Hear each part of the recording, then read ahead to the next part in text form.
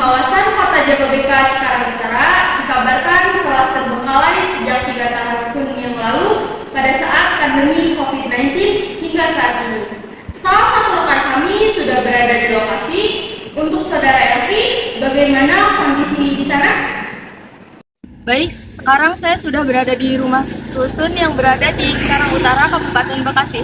Baik, saudara Elki, bagaimana kondisi rusun yang telah ditinggalkan selama 3 tahun yang lalu?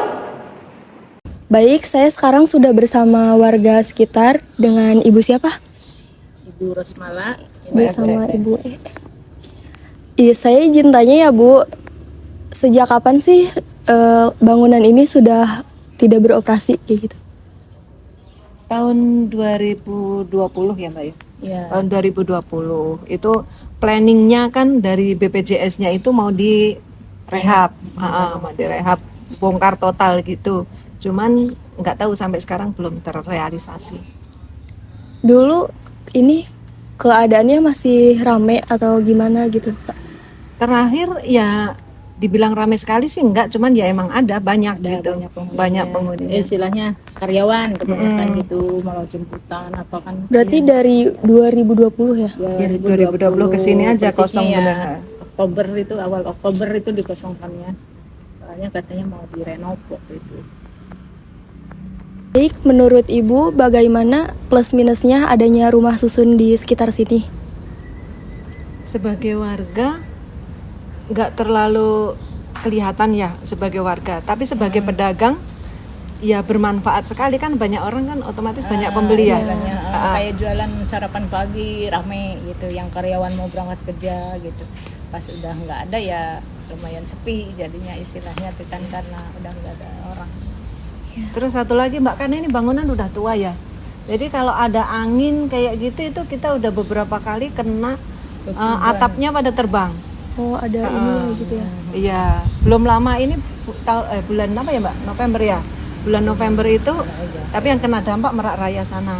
Jadi Tapi pada terbang. Yang sebelah sana itu. atapnya pada terbang.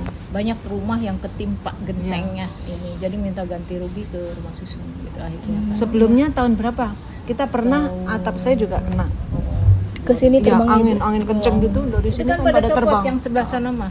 Ada itunya karena pasti udah ntar kali itu anginnya kenceng gitu Anginnya ya. kencang, terus ini bangunan udah tua. Iya juga sih. Terima kasih saudara Elki atas laporannya. Sangat disayangkan sekali rumah susun tersebut tidak kembali aktif. Padahal ketika aktif, rumah susun tersebut memberikan tempat tinggal yang layak bagi masyarakat di sekitarnya.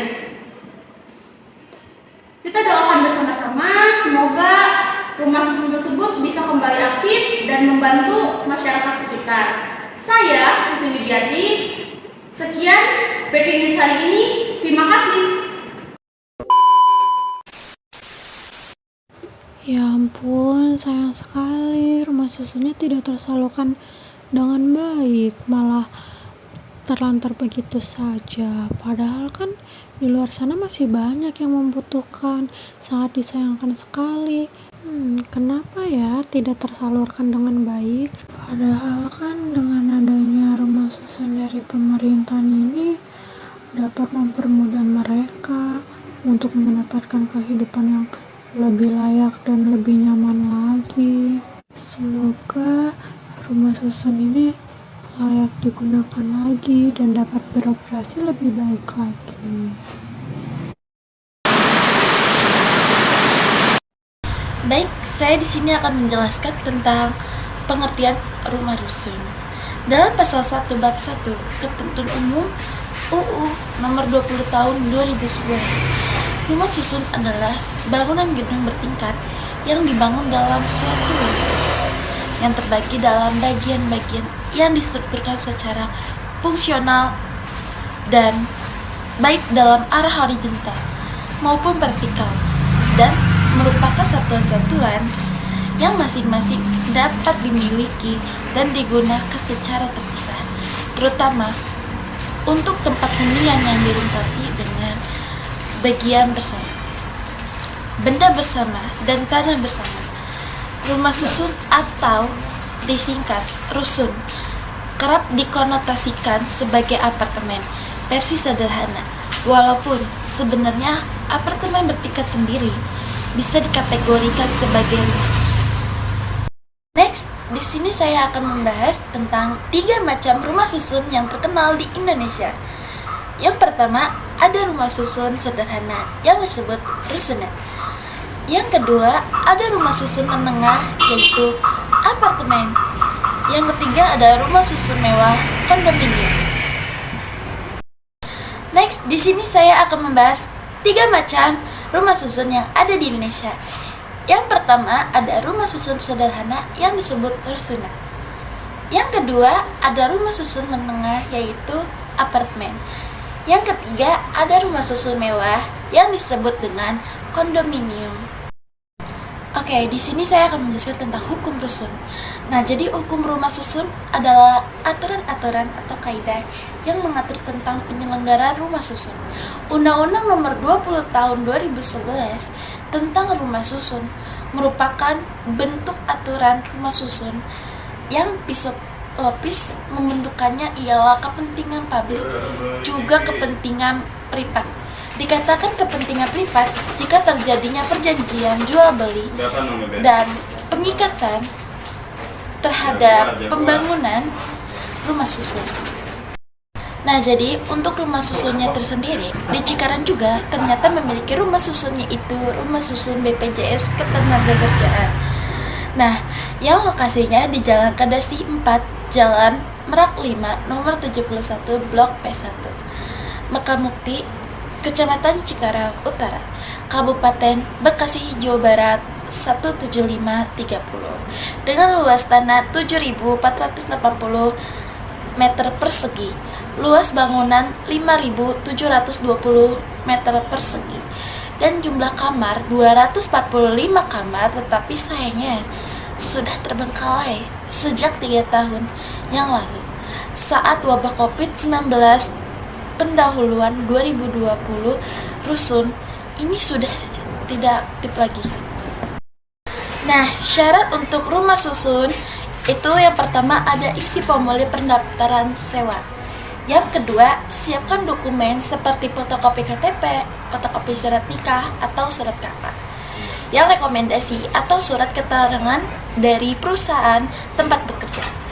Yang ketiga, ada pas foto 4x6 berwarna. Nah, yang keempat, ada tanda tangan surat-surat penting, surat perjanjian sewa, atau surat penyataan sewa, bayar sewa di kamar di muka, menyerahkan jaminan sewa kamar, berita acara serah terima kamar. Hak milik rusun. Pasal 46 Undang-Undang Nomor 20 Tahun 2011 tentang rumah susun berbunyi, hak kepemilikan atas satuan rumah susun merupakan hak milik atas satuan rumah susun yang bersifat perseorangan yang terpisah dengan hak bersama atas bagian bersama, benda bersama, dan tanah bersama.